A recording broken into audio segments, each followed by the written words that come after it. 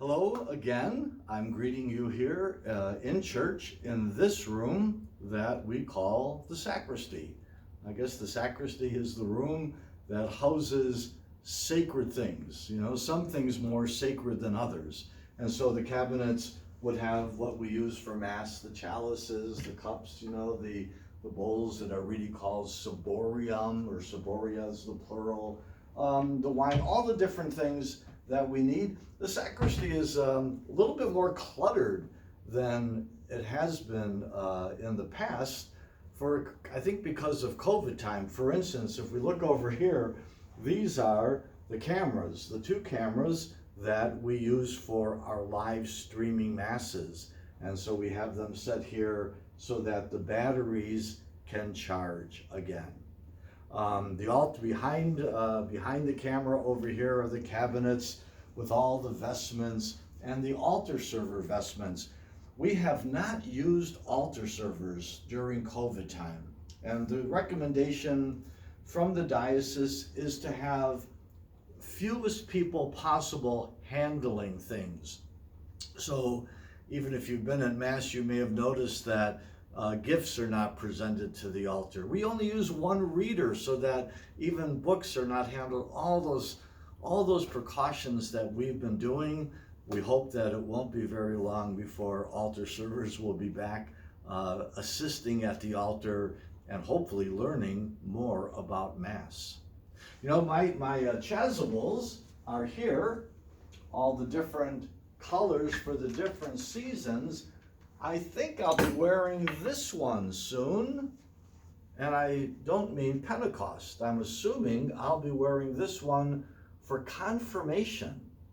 Now, confirmation for years has taken place at the cathedral. I think Bishop Hurley said, I'd love to have everyone come to the cathedral for confirmation, that they get to experience the cathedral and the bishop, and it really is the bishop's right to confirm.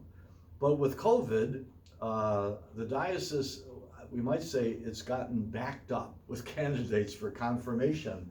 And so Bishop Wolkowiak, looking at how much time, how many evenings would be needed, has scheduled some confirmations at the cathedral, but has also given the delegation to pastors to confirm.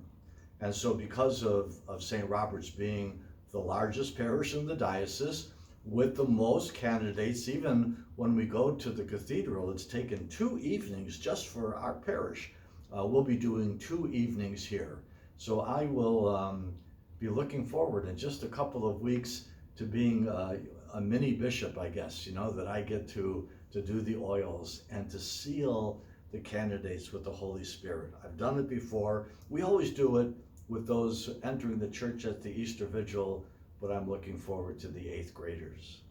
This behind me, by the way, is interesting. This is the Easter candle.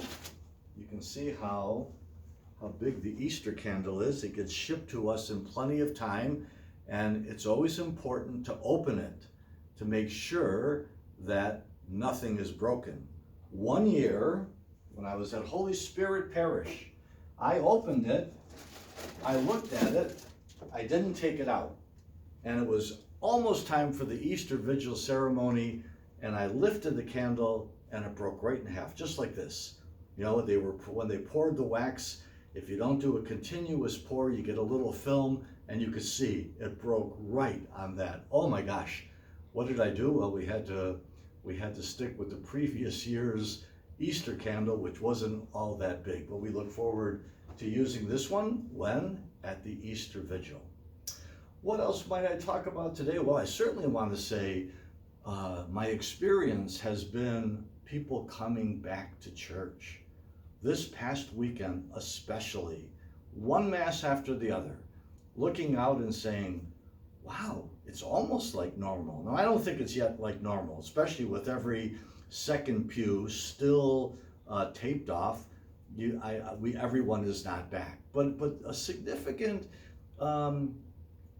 growth or improvement or whatever you want to call it, a significant number have made their way back to church. And I think we're safe. I think we're safe as long as we wear a mask. And I always wear a mask at Mass, not when I'm on the altar, but in the gathering space before. We wear masks because the virus seems to be spread through what comes out of us, what's in the air. So we wear a mask, we give some social distancing, we don't shake hands with each other. I can't, for a whole year, it seems that I greet people with my hands behind my back so that if they reach out to me, I just kind of give a little bow of my head. And we give each other a little space. We don't touch each other, we give each other a little space. So if you're thinking about coming back to Mass, if you haven't been there, you might want to see how comfortable you are. I know I am thinking about maybe Easter Sunday, after Easter Sunday, after the Holy Week, discontinuing the live streaming Masses. It's always available from the diocese at the cathedral, but I think it's time for us to be asking people to consider coming back. What else do I want to say? Maybe the one announcement that you might not have caught if you weren't at Mass this past weekend. My bulletin column verified the rumor that had been going around, which is that my retirement is coming up. I think this video will be accompanied by the column in which I explain why I'm retiring. Well, 45 years a priest, 12 years here in the parish, and I turned 73 2 months ago now, Jack, in January. And so I turned 73. So hard decision to make, but thinking the time may have come.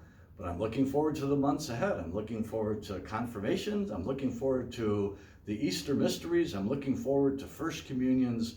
I'm looking forward to our time together and hopefully coming back to church.